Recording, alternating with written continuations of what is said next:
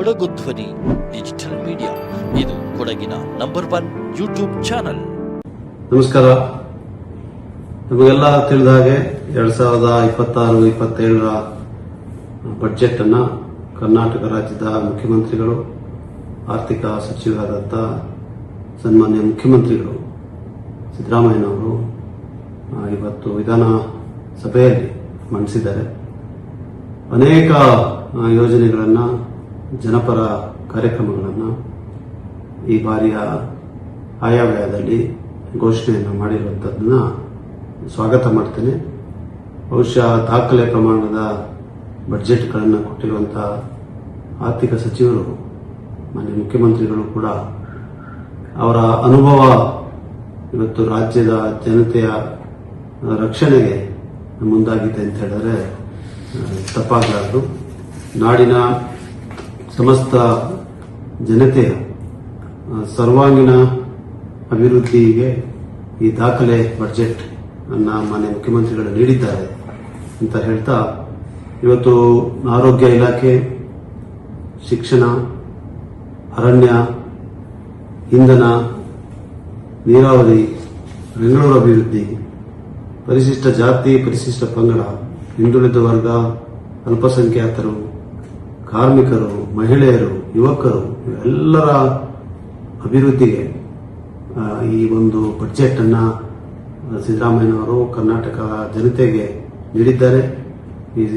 ಈ ಒಂದು ಬಜೆಟ್ ಅನ್ನ ಸ್ವಾಗತ ಮಾಡ್ತಾ ಅವರಿಗೆ ಎಲ್ಲರ ಪರವಾಗಿ ಅಭಿನಂದನೆಗಳನ್ನು ಕೂಡ ಸಲ್ಲಿಸ್ತೇನೆ.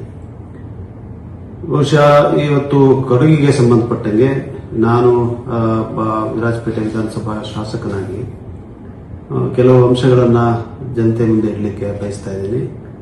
ಕಳೆದ ವರ್ಷ ಮುಖ್ಯಮಂತ್ರಿಗಳ ಯೋಜನೆಯಲ್ಲಿ CMIDP, chief ministers infrastructure development programme ಅಂತ ಹೇಳಿ ಒಂದು ನೂತನ ಯೋಜನೆಯನ್ನು ರೂಪಿಸಿ 8,000 ಕೋಟಿ ರೂಪಾಯಿಯನ್ನ ಅಭಿವೃದ್ಧಿ ಕಾಮಗಾರಿಗಳಿಗೆ ಮೀಸಲಿಟ್ಟು ಪ್ರತಿಯೊಬ್ಬ ಶಾಸಕನಿಗೂ ಕೂಡ 50 ಕೋಟಿ ರೂಪಾಯಿಯನ್ನು ನೀಡಿದ್ದಾರೆ. 50 ಕೋಟಿ ರೂಪಾಯಿಯ ಪೂರ್ಣ ಕ್ರಿಯಾ ಯೋಜನೆ ತಯಾರಾಗಿ ಕಳೆದ ವರ್ಷದ ಕಾಮಗಾರಿಗಳು ಕೂಡ ಪ್ರಾರಂಭವಾಗಿ ನಡೀತಾ ಇದೆ. ಅದರ ಮಧ್ಯದಲ್ಲಿ ಈ ಬಜೆಟ್ನಲ್ಲಿ ಕೂಡ 4,000 ಕೋಟಿ ರೂಪಾಯಿಯನ್ನ CMIDPಯಲ್ಲಿ ಮುಖ್ಯಮಂತ್ರಿಗಳು ಮೀಸಲಾಗಿಟ್ಟಿದ್ದಾರೆ. ಮತ್ತು ಸಣ್ಣ ನೀರಾವರಿ ಇಲಾಖೆಯಿಂದ ಪೊನ್ನಂಪೇಟೆಯಲ್ಲಿ, ವಿರಾಜಪೇಟೆಯಲ್ಲಿ, ಸುಮಾರ್ಪೇಟೆ, ಕುಶಾಲನಗರ ಎಲ್ಲ ಭಾಗದಲ್ಲೂ ಕೂಡ ಕೆರೆಗಳ ಅಭಿವೃದ್ಧಿ ಮತ್ತು ತಡೆಗೋಡೆಗೆ ವಿಶೇಷ ಯೋಜನೆಗಳನ್ನು ರೂಪಿಸಿ ಈ ಬಜೆಟ್ನಲ್ಲಿ ಅದನ್ನು ಗುರುತಿಸುವಂತಹ ಕೆಲಸವನ್ನು ಕೂಡ ಮಾಡಿದ್ದಾರೆ.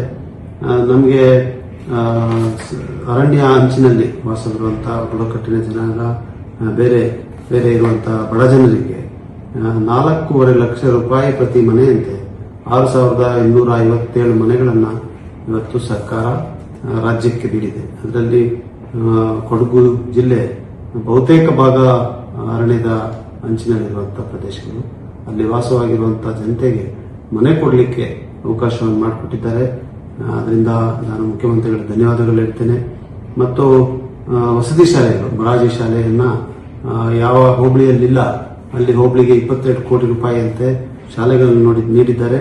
ನಮಗೆ ಕಳೆದ ಬಾರಿ ಈಗಾಗಲೇ ತಿತ್ತಿಮತಿ ಹೋಬಳಿ ಅಲ್ಲಿ ಪ್ರಾರಂಭ ಮಾಡಲಿಕ್ಕೆ ಅವಕಾಶ, ತೋರಾದಲ್ಲಿ ನಾವು ಈಗಾಗಲೇ ಪ್ರಾರಂಭ ಮಾಡಿದ್ದೇವೆ.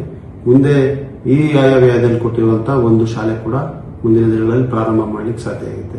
ಮತ್ತೆ PVTG ಅಂದ್ರೆ ಪರ್ಟಿಕ್ಯುಲರ್ಲಿ ವರ್ನರಬಲ್ ಟ್ರೈಬಲ್ ಗ್ರೂಪ್ಸ್, ಅದರಲ್ಲಿ ಜೈನ ಕುರುಬರು, ಕಾಡು ಕುರುಬರು, ಕುಡಿಯ ಜನಾಂಗ, ನಮ್ಮ ಕೊಡಗಿನ ಅವರ ಅಭಿವೃದ್ಧಿಗೋಸ್ಕರ ಕರ್ನಾಟಕ ಆದಿವಾಸಿ ನಿಗಮವನ್ನ ಕೂಡ ಮುಖ್ಯಮಂತ್ರಿಗಳು ಸ್ಥಾಪನೆ ಮಾಡಿ ಆಯವ್ಯಯದಲ್ಲಿ ಘೋಷಣೆಯನ್ನ ಮಾಡಿದ್ದಾರೆ. ಅದರ ಜೊತೆಗೆ ಇವತ್ತು ಅನೇಕ ಅಭಿವೃದ್ಧಿ ನಿಗಮಗಳನ್ನ ಸ್ಥಾಪನೆ ಮಾಡಿ ಘೋಷಣೆ ಮಾಡಿದ್ದಾರೆ. ಕೊಡವ ಅಭಿವೃದ್ಧಿ ನಿಗಮ ಬಹಳ ನಿರೀಕ್ಷಿತವಾದಂತಹ ಒಂದು ನಿಗಮ. ಇದನ್ನ ನಾನು ಚುನಾವಣೆಯ ಸಂದರ್ಭದಲ್ಲಿ ಪ್ರಣಾಳಿಕೆಯನ್ನು ಕೂಡ ಒಂದು 24 ಕಾರ್ಯಕ್ರಮಗಳಲ್ಲಿ ನಾನು ಘೋಷಣೆ ಮಾಡಿದ್ದೆ. ಅದರಲ್ಲಿ ಕೊಡವ ಅಭಿವೃದ್ಧಿ ನಿಗಮವನ್ನು ಕೂಡ ಸ್ಥಾಪನೆ ಮಾಡ್ತೀವಿ ಅಂತ ಹೇಳಿ ಘೋಷಣೆ ಮಾಡಿದ್ವಿ. ಅದರಂತೆ ಈ ಬಾರಿಯ ಬಜೆಟ್ನಲ್ಲಿ ಕೊಡವ ಅಭಿವೃದ್ಧಿ ನಿಗಮವನ್ನ ಸ್ಥಾಪನೆ ಮಾಡಿರುವಂತಹ ಮಾನ್ಯ ಮುಖ್ಯಮಂತ್ರಿಗಳ ಈ ಘೋಷಣೆಗೆ ಸ್ವಾಗತ ಮಾಡ್ತಾ ಅವರಿಗೆ ಧನ್ಯವಾದಗಳನ್ನು ಹೇಳಲಿಕ್ಕೆ ಬಯಸ್ತೇನೆ. ಮತ್ತು ಮನೆಗಳು, ಪಂಚಾಯಿತಿ ವತಿಯಿಂದ ನೀಡಬೇಕಾಗಿರುವಂತಹ ಮನೆಗಳಿಗೆ 1,20,000ದಿಂದ 2 ಲಕ್ಷ ರೂಪಾಯಿ ಮಾಡಿ, ಮತ್ತು ಪರಿಶಿಷ್ಟ ಜಾತಿ, ಪರಿಶಿಷ್ಟ ಪಂಗಡದವರಿಗೆ 3 ಲಕ್ಷ ರೂಪಾಯಿಗೆ ಹೆಚ್ಚುವರಿ ಮಾಡಿ ಘೋಷಣೆ ಮಾಡಿದ್ದಾರೆ. 1 ಲಕ್ಷ ಮನೆಗಳನ್ನ ಕೊಡುವಂತ ಕಾರ್ಯಕ್ರಮವನ್ನ ಮಾನ್ಯ ಮುಖ್ಯಮಂತ್ರಿಗಳು ಈಗಾಗಲೇ ಘೋಷಣೆ ಮಾಡಿದ್ದಾರೆ. ವಿರಾಜಪೇಟೆಗೆ ಒಂದು ಶ್ರಮಿಕ ವಸತಿ ಶಾಲೆ ಕಾರ್ಮಿಕ ಇಲಾಖೆಯಿಂದ ನೀಡಿರ್ತಾರೆ. KPTCL Karnataka power transmission corporation ಇಂದ ಉಪಕೇಂದ್ರಗಳನ್ನ 6 ಉಪಕೇಂದ್ರಗಳು ಸ್ಥಾಪನೆ ಮಾಡಲಿಕ್ಕೆ ಆಯವ್ಯಯದಲ್ಲಿ ಬಜೆಟ್ ಅನ್ನು ನೀಡಿರ್ತಾರೆ. ಮತ್ತು ಕಾಲು ಫುಟ್ ಬ್ರಿಡ್ಜಸ್ ಅನ್ನ ಕೂಡ ವಿವಿಧ ಭಾಗಗಳಿಗೆ ಕೊಡುವಂತ ಕೆಲಸವನ್ನು ಮಾಡಿದ್ದಾರೆ. ಪಿಡಬ್ಲ್ಯೂಡಿ ಇಲಾಖೆಯಿಂದ ಕಳೆದ ಬಾರಿ 4,000 ಕೋಟಿ ಇತ್ತು SHDPಗೆ, ಸ್ಟೇಟ್ ಹೈವೇ ಡೆವಲಪ್ಮೆಂಟ್ ಪ್ರೋಗ್ರಾಮ್ ಅಂತ ಪ್ರಾಜೆಕ್ಟ್ ಅಂತ. ಅದರನ್ನ ಈಗ ಈ ವರ್ಷಕ್ಕೆ 5,000 ಕೋಟಿಯನ್ನ ಕೊಟ್ಟಿದ್ದಾರೆ. ಮತ್ತು ಮೇಜರ್ ಡಿಸ್ಟ್ರಿಕ್ಟ್ ರೋಡ್ಸ್ ಮತ್ತು ರಾಜ್ಯ ಹೆದ್ದಾರಿಗಳಿಗೆ 5,776 ಕೋಟಿ ರೂಪಾಯಿಯನ್ನ ಈ ಬಜೆಟ್ ನಲ್ಲಿ ನೀಡಿರುತ್ತಾರೆ. ಮತ್ತೆ ನಮ್ಮ ವಿರಾಜಪೇಟೆಗೆ ವಿಶೇಷವಾಗಿ ಒಂದು ಕ್ರೀಡಾ ತರಬೇತಿ ಕೇಂದ್ರ ಮತ್ತು ವಸತಿ ಶಾಲೆ ಇದನ್ನ ಪ್ರಾರಂಭ ಮಾಡಲಿಕ್ಕೆ ಈಗಾಗಲೇ ಗುರುತಿಸಿರುವಂತಹ ವಿಭಾಗದ ಜಾಗದಲ್ಲಿ ಮಾಡಲಿಕ್ಕೆ ಬಜೆಟ್ ನಲ್ಲಿ ಘೋಷಣೆಯನ್ನು ಕೂಡ ಮಾಡಿರ್ತಾರೆ. ಮತ್ತೆ ಮಾನವ ಪ್ರಾಣಿ ಸಂಘರ್ಷ, ಅದರಲ್ಲೂ ಹೆಚ್ಚಾಗಿ ಆನೆ ಸಂಘರ್ಷವನ್ನು ತಡೆಗಟ್ಟಲಿಕ್ಕೆ 1,500 ಕೋಟಿ ರೂಪಾಯಿಯನ್ನ ಮೀಸಲಿಟ್ಟಿದ್ದಾರೆ. ಮುಂದಿನ 5 ವರ್ಷಗಳಲ್ಲಿ ಇದಾಗ್ತದೆ. ಈಗಾಗಲೇ 2 ನಾವು ರೈಲ್ವೆ ಬ್ಯಾರಿಕೇಡ್ ಕಾರ್ಯಕ್ರಮವನ್ನ ಕ್ಯಾಬಿನೆಟ್ ನಿಂದ ಅನುಮೋದನೆ ನೀಡಿದೆ. ಇನ್ನೊಂದು 14ನೇ ತಾರೀಕಿನಲ್ಲಿ ಬರುವಂತಹ ಸಂಪುಟ ಸಭೆಯಲ್ಲಿ ಅನುಮೋದನೆ ಕೊಡ್ತಾರೆ. ಅದು ಮಾಲ್ದಾರೆ ಭಾಗದಲ್ಲಿ ನಾವು ಅದನ್ನು ಪ್ರಾರಂಭ ಮಾಡ್ತೀವಿ. ನಾಳೆ ತಿಥಿಮತಿಯಲ್ಲಿ ಮೊದಲನೇ ಯೋಜನೆ ರೈಲ್ವೆ ಬ್ಯಾರಿಕೇಡಿಂಗ್ ಮೊದಲ ಪೂಜೆಯನ್ನು ಕೂಡ ಪ್ರಾರಂಭಿಸ್ತಾ ಇದ್ವಿ. ಇದಲ್ಲದೆ ಬಸ್ಗಳನ್ನು, ಡೀಸೆಲ್ ಬಸ್ಗಳು ಮತ್ತು ಎಲೆಕ್ಟ್ರಿಕ್ ಬಸ್ಗಳನ್ನ ಖರೀದಿ ಮಾಡುವಂತ ಹೆಚ್ಚಿನ ಸಂಖ್ಯೆಯಲ್ಲಿ 2,000 ಬಸ್ಗಳನ್ನ ಖರೀದಿ ಮಾಡುವಂತ ಅನುದಾನವನ್ನ ಕೂಡ ಬಜೆಟ್ ನಲ್ಲಿ ಘೋಷಣೆ ಮಾಡಿದ್ದಾರೆ. ಅದರ ಮೂಲಕ ನಮಗೂ ಕೂಡ ವಿರಾಜಪೇಟೆ ಕೊಡಗು ಭಾಗ ಕೂಡ ಹೊಸ ಬಸ್ಗಳನ್ನ ಸಿಗುತ್ತೆ ಅನ್ನುವಂತ ನಿರೀಕ್ಷೆಯನ್ನು ನಾವು ಮಾಡಬಹುದು.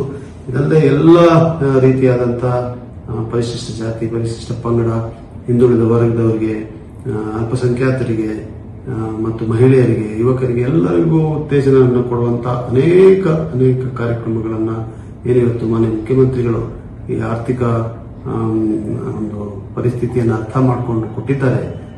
ನಿಜವಾಗ್ಲೂ ಶ್ಲಾಘನೀಯ, ಸ್ವಾಗತಾರ್ಹ.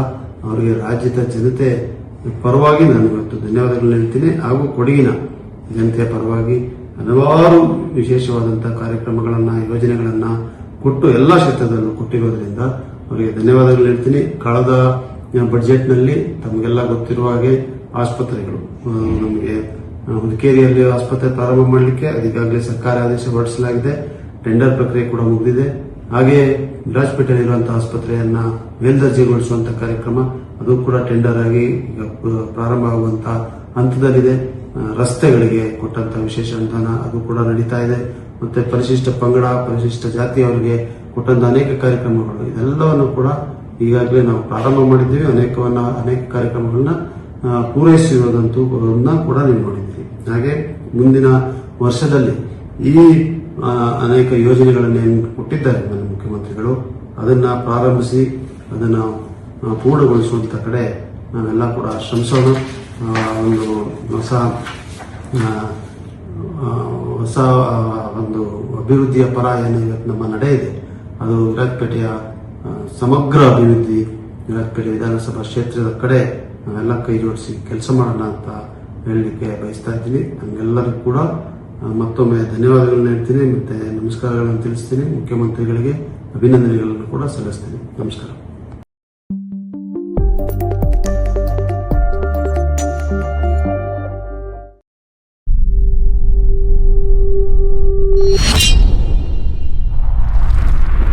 ಕೊಡಗು ಧ್ವನಿ ಡಿಜಿಟಲ್ ಮೀಡಿಯಾ, ಇದು ಕೊಡಗಿನ ನಂಬರ್ 1 ಯೂಟ್ಯೂಬ್ ಚಾನಲ್.